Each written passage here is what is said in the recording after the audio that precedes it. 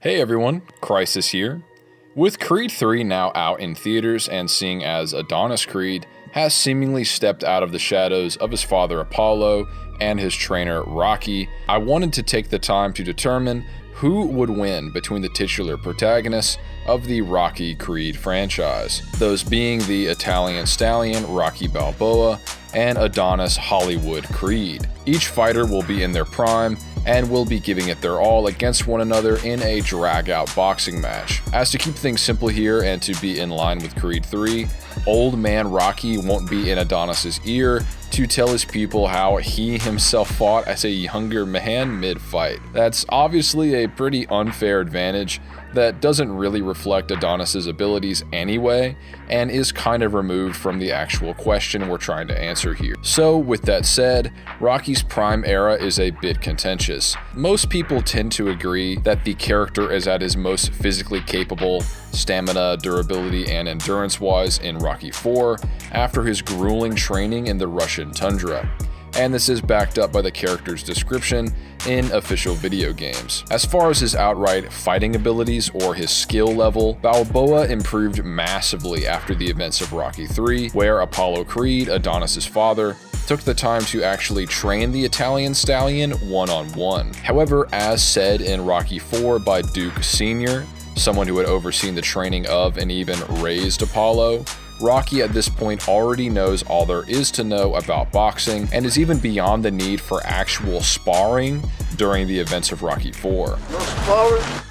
I don't think I need it anymore, Paul. So basically, he's stronger than ever and likely just as skilled as he was in Rocky III during Rocky IV. For Adonis, his peak is likely represented by Creed 2, seeing as he has been retired for 3 years by the time of Creed 3 and was stated to be very worse for wear by Duke Jr. Although his training alongside Victor Drago may have brought him back up to his prime ability, unfortunately we don't really see how well he ultimately performed against Ivan in the sparring session. We do see him get pretty badly manhandled until he takes his helmet off and manages to draw blood and a smile from his former rival. With all that said, let's begin this breakdown and see who would actually win. When it comes to strength, that includes weight class, striking power, durability, endurance, and so on, the best comparison to make is the pair's fights against their respective Dragos, those being Ivan and Victor. Throughout their grueling 15-round fight, Rocky withstood up to 61 punches from the Russian in just the first 3 minutes of their bout alone. Just for reference, Ivan packs up to 2,150 psi behind his strikes, nearly 1.5 times more energy than Mike Tyson's punches. That's twice as much force as the bite of a tiger, and more than quadruple the energy necessary to crush a human skull. And this was before taking steroids, mind you. Rocky not only took dozens and dozens of body and headshots from the massive Russian, he was also able to KO the Titan after he'd become self-actualized and motivated to fight for himself rather than for the Russian government. Drago was even outright baffled by Rocky's strength, asserting that he wasn't fighting a human being at all. In comparison, while certainly visibly hurting Victor, Adonis was never able to knock out the son of Ivan, even after his motivation is shot when his mother leaves the ringside in disappointment, which her approval was in large part the Junior Drago's sole reason to fight. And like I said, Adonis wasn't even able to KO Victor in this state, as opposed to Rocky defeating the shown and said to be superhuman Victor Drago. We even see in the Creed Rumble boxing video game that in a rematch similar to Rocky and Apollo's, Ivan is apparently on the winning side of the third fight against Adonis, which informs how Victor may have fared in a legit third fight if both parties were motivated to the utmost. Even after conditioning his core to defend against body shots and healing from his broken ribs gained in their first bout, Adonis again had his ribs cracked by Victor in their rematch, whereas official material associated with Rocky IV even says that Ivan's bone-crushing attacks were bouncing off of Rocky's body towards the end of their bout. Both Dragos employed dirty fighting. Balboa came out on top against his Drago more so definitively than Adonis. And all of that is even presupposing that Victor is just as physically strong as Ivan, who pretty much had all of the backing of the Russian government behind his training, as well as performance-enhancing drugs. Where Victor had to train under far more rugged and less well-funded means when compared to his father. The only anywhere near official evidence to confirm parity between the Dragos is a statement made by Dolph Lundgren, suggesting a fight between his character and his son could go either way. It would be a very tough fight, because an interesting fight, because the different styles. He's a bruiser, he's very powerful, unorthodox. I'm more hooker. Hooker, and Ivan had the straight punches, so I think it'd be a tough fight. Certainly a lot of blood, that's for sure. There'd be a lot of cuts. However, Dolph is simply an actor here, not involved with the script or direction of the film. He's pretty much just a fan making a statement at the end of the day. An actor's job is to give a good performance, not have director-level understanding of the interplay of all the facets of the stories they play a part in conveying. Obviously, Victor has a very dominating and intimidating size, but canonically, Ivan is actually heavier and taller than his son, the senior Drago being officially listed as 6'5", 261 pounds, with an 84-inch reach, with Victor standing at an inch and 16 pounds fewer than his father. While Rocky is actually smaller than Adonis, he is still able to knock out the larger opponent, whereas Creed failed to do so against the smaller of the Dragos. All of this on top of Ivan practically being genetically engineered to be superhuman by the Russian government. For those who claim that Ivan should simply be at a similar level to his father in strength, for him just being his son and sharing his genetics, Joe Frazier, who fought Muhammad Ali 3 times, beating him in their first fight, trained his nephew Marvis Frazier, who went on to suffer pretty grueling defeats that his uncle never would have experienced in his prime. So simply being related to someone or being trained by them is not inherently going to get you anywhere near a predetermined level of aptitude as a combatant, as far as the real world is concerned. That's all to say that despite being the smaller of the two, Rocky consistently defeats larger and stronger opponents, larger and stronger than even Adonis, with the Drago he faced being even larger and outright more powerful than the son Adonis defeated in a less than motivated state. Rocky IV and its stakes are simply far less down to earth than especially the Creed series by comparison. As far as endurance or longevity in a fight is concerned, Balboa comes from an era where the standard round count was 15, whereas by the time Adonis made his claim for the title, it had been lowered to 12. Rocky is also famous for going the distance, lasting pretty much all the way to the end of straight-up wars in the form of both super fights against Adonis's father Apollo and the previously mentioned superhuman Drago. Adonis was seen lasting all 12 rounds, again compared to the 15 that Rocky would have to stay standing for during his career, against Ricky Conlan. He was outmatched in the 3rd round by Victor in their first fight, and was pretty much gassed during the 10th round against a less than fully motivated Ivan Drago. He pretty much collapsed after the 10th round. The Italian stallion is also renowned for his cast iron jaw, with legends like Apollo Creed and various fight commentators noting it, with Balboa often going out of his way to endure hits to the head or body as a means of mental warfare. As seen against Clubber Lang, it takes a lot out of an opponent to give their all and see their enemies simply coming back for more, which I'll explain in more detail when we get to the fighting skill section of the video. While Adonis is a heavier fighter than Rocky and would theoretically have the advantage in clinch situations or along the ropes, Rocky has dealt with larger and heavier opponents without getting gassed time and time again. So it's safe to say that when it comes to striking power, durability, stamina, and endurance, Rocky has Adonis beat.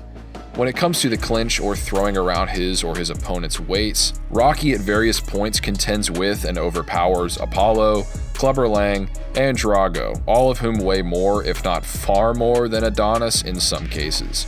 He was even able to straight up tackle the 261-pound Drago, and was shown lifting the likely 300-pound Thunderlips over his head and tossing him outside of the ring.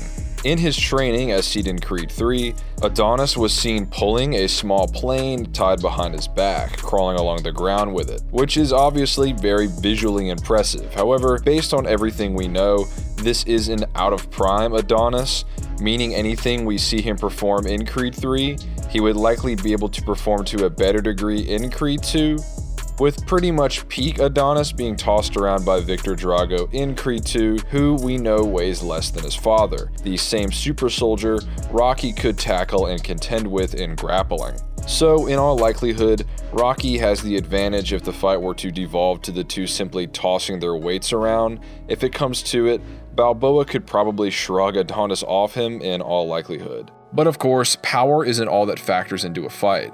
How would Rocky, a top tier during the 1970s and 80s, do against a modern day fighter with more contemporary training? Adonis is a very balanced fighter, with qualities becoming of his father, Rocky, and a style all his own. By the time of Creed 3, Adonis employs ever-present footwork, unconventional defense, a classical style, fast-paced blows, technical strikes, and high-level distance control. This all helps him defend against top tiers of his era, such as Pretty Ricky Conlan, the #1 pound-to-pound fighter at his time, and the #2 fighter, Danny Wheeler, at the start of Creed 2.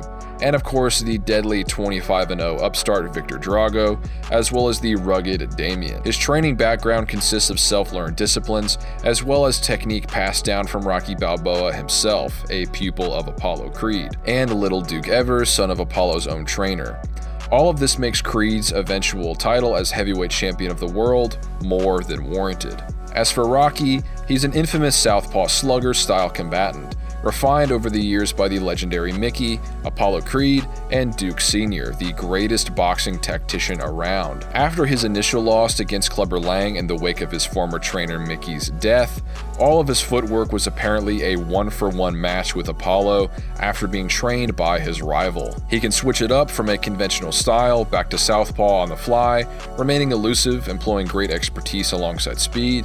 He's a certified master striker and dodger, noted as the greatest unorthodox boxer there ever was, and managed to trade blows with some of the most notable boxers in the Rocky series history. Apollo Creed was known as the greatest boxer of all time, the fastest hands of his era, an expert of navigating the ring, a perfect striker, and someone who had defended his title 46 times before encountering the Italian Stallion, with Rocky able to win via knockout against a highly trained and motivated Apollo in Super Fight 2, whereas Rocky had much of his training time taken up by his being at his comatose wife's bedside for months before the fight. Even in the first Super Fight, Duke Sr., someone who had raised Apollo, stated that the fighter had dished out the heaviest beating he'd ever output against a far from prime Rocky, meaning Apollo was giving his opponent all he could offer, and Balboa answered with the greatest fight of Creed's life. Clubber Lang, a near-perfect street brawler style fighter, and someone stated by both Mickey, Apollo, and other sources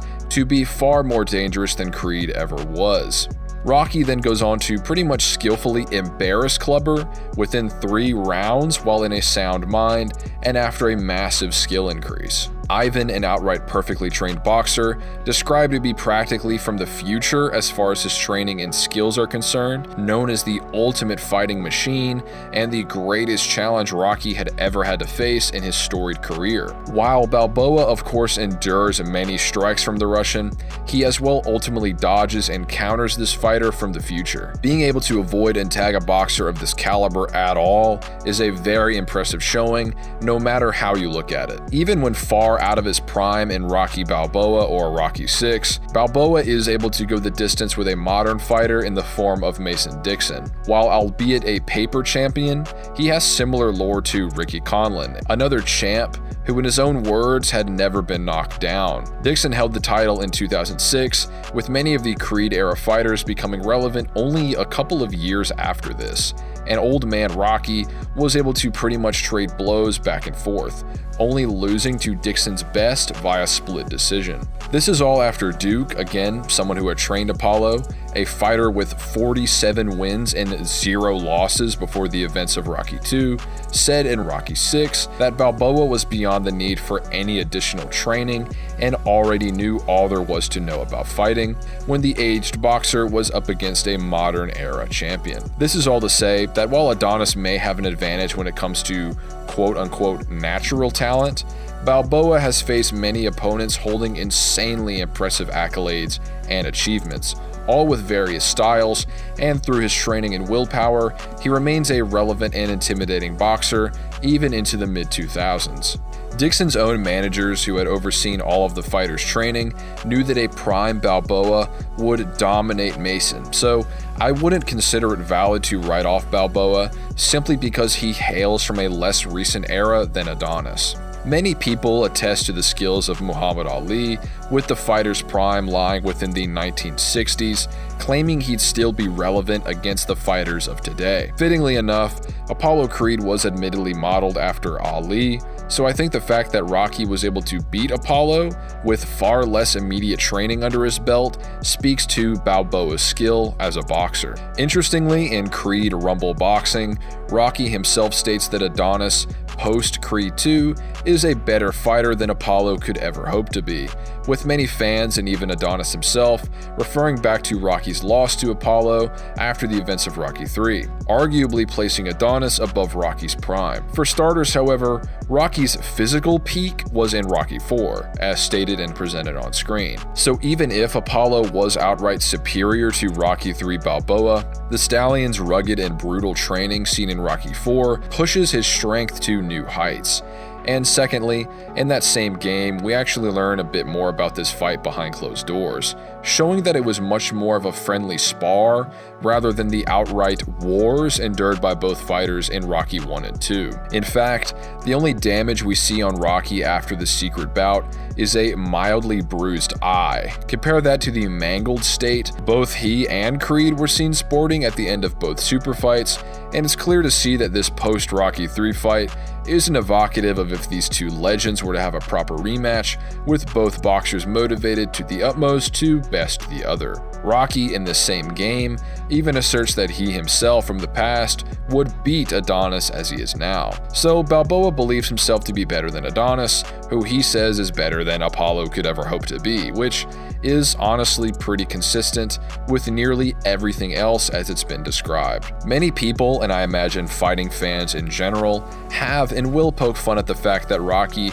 simply walks into many of his foes' punches, leading with his head as it seems. The reasons for this are actually apparent in the films themselves, and I don't think they really contradict the notion of Balboa being a peak fighter or a very skilled one. His attitude and even the theme of the films themselves all revolve around taking everything life or your opponent can dish out and still be standing. We see this many times in Rocky's biggest bouts, most blatantly I'd argue in the second fight against Clubber and the battle against Drago, Balboa beckoning to get hit as to weaken the resolve of his opponent. A lot of the time, he's not just getting hit by accident or because he's being outmaneuvered. It's an intentional ploy that, in my opinion, enforces his endurance and mindfulness in a fight. Rocky would likely put away many of his enemies even faster if he didn't have this point to prove to himself, with the last round against Clubber being a pretty heavy-handed display of Rocky's ability to put down the competition. Keep in mind, Lang is confirmed to be more dangerous of a fighter than the highly conditioned and willing to win Apollo Creed in Rocky II. This Apollo being better than he was seen in Rocky I, with Duke stating that Apollo dished out the harshest beating he'd ever seen anyone give out, and Balboa skillfully dismantled this Clubber within 3 rounds. The director of Creed II, Stephen Caple Jr., in an interview conducted by Yahoo Entertainment, said that a fight between Rocky III Rocky and Creed II Adonis would go to Adonis via decision, with Balboa not going down. He did, however, offer a wink and a nudge, suggesting his statement was based on the fact that they have to promote Adonis in Creed 2 as opposed to just being objective, as that was the film being released at the time, and even said his belief of Apollo being better than either Rocky or Adonis, again, someone Rocky beat, was based on unreleased footage of Carl Weathers. Said footage, of course, would not be canon. We're not even talking about deleted scenes here, just B-roll behind-the-scenes film stock. Of course, to counter this, it's stated and shown that Rocky 3 is not Balboa's prime, as seen in Rocky 4, and Caple Jr.'s answer was partially influenced, admittedly, by promotion. And he still states that Adonis wouldn't even knock out this weaker version of Rocky, even under those parameters. As far as Creed 3 is concerned, while Damien is a smart fighter, he's also a very underhanded one. His victory against the then heavyweight champion was far from legitimate by anyone's standards due to his dirty fighting, even somewhat employing prep as he damaged Felix's shoulder prior to their orchestrated fight during their sparring session, exploiting it later in their proper fight. However, against Adonis, there wasn't much dirty fighting on display, and considering Rocky's first on-screen victory was against Spider Headbutt Rico, dealing with these nefarious methods is not out of Balboa's wheelhouse. Even consider that Tommy Gunn, the reigning champion trained by Balboa, similar to Adonis in that way, also jumped a brain-damaged Rocky in Rocky 5 in an all-out street fight, landing surprise attacks left, right, and center, and the Italian Stallion still came out on top. So, ultimately, the way I see this fight playing out is Adonis would start racking up points towards the start. Even if Rocky himself isn't literally in Adonis's corner, the younger boxer still has the advantage insofar as knowing how a fighter like Balboa fights. He's studied Rocky, and beyond that, he has a lot of Balboa's moves in his own repertoire. That's simply the nature of his training. However, I think towards the later rounds, Rocky's infamous durability and grit would begin to close the gap. His ability to switch between southpaw and conventional styles, or his more unorthodox training into his more Apollo-derived, refined form, would keep Balboa in the fight so far as strikes exchanged are concerned. There are also fighters in Rocky's era that go out of their way to study their opponents. Even Rocky himself did that against his foes. So it's not going to take Adonis too far. Not before Rocky would wear down the younger Creed with massive blows to the head and body. These sluggers' insane iron constitution and willpower would begin to etch away at Adonis Hollywood Creed. After investing in the body over the course of the fight, chopping into Adonis, Rocky's spirit would take over, as it had time and time again before. At the same time, Adonis would begin fading as he realizes his strikes are doing far less damage to the more durable Rocky than Balboa's shots are doing to himself. In the end, Balboa would prove to be too much for Adonis, similar to Victor within their first fight, and would come out on top with a KO, TKO, or decision victory after taking the fight completely towards the middle rounds, utilizing his combination of greater power, stamina, and endurance to close the, in my opinion, mild skill gap. It would certainly be a fight to witness as the Philadelphia Slugger faces arguably the most skilled and refined opponent he'd ever faced, but ultimately, the Italian Stallion would prove the victor via his insane endurance and determination. Special thanks to the Chad Champ and Keishu's Garrick, as they know a lot more about in real life combat and history, helping me form analogies and breaking down the interplay between the fighters in a much more contemporary or true to real life way, as I'm personally used to doing on this channel. I usually talk about much more larger than life fictional characters. I'll have their channels linked in the description. With all that said, thanks for watching, and I'll see you all next time.